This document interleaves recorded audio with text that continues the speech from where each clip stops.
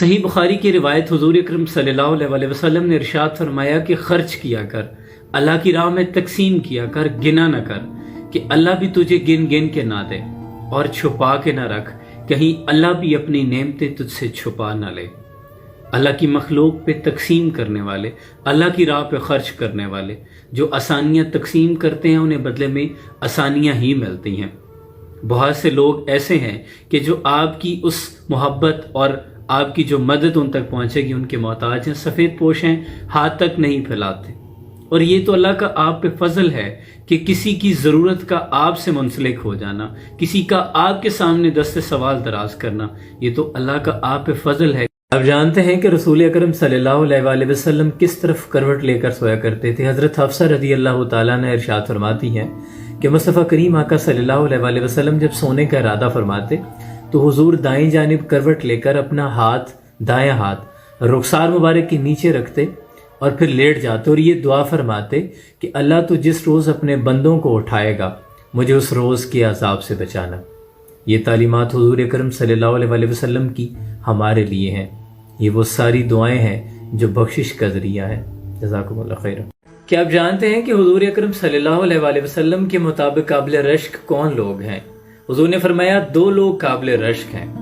ہم دنیا دار لوگ ہیں، ہم اپنے نظریے سے دیکھتے ہیں، ہم کسی کے پاس مال و زر ہو، کسی کے پاس بڑی شہرت ہو، کوئی بڑا نام رکھتا ہو تو ہم کہتے ہیں کہ یہ بندہ تو قابل رشک ہے۔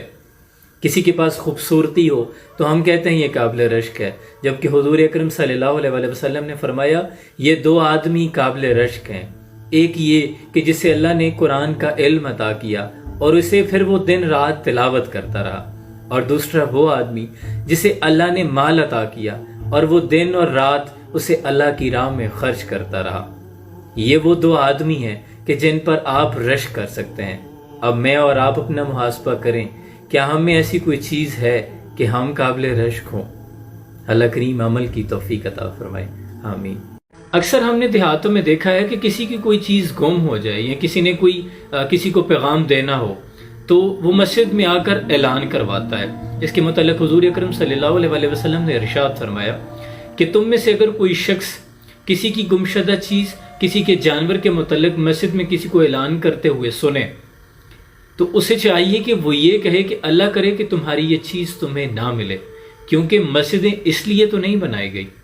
اب اس بات سے واضح ہے کہ دنیاوی معاملات کے لیے مسجد میں جا کر اعلان کروانے کی ممانعت ہے۔ جزاکم اللہ خیر۔ حضور اکرم صلی اللہ علیہ وسلم نے فرمایا اس شخص کے لیے خوشخبری ہے جس نے مجھے دیکھا اور مجھ پر ایمان لایا، اور جس نے مجھے دیکھا بھی نہیں اور مجھ پر ایمان لایا اس کے لیے 7 دفعہ خوشخبری ہے۔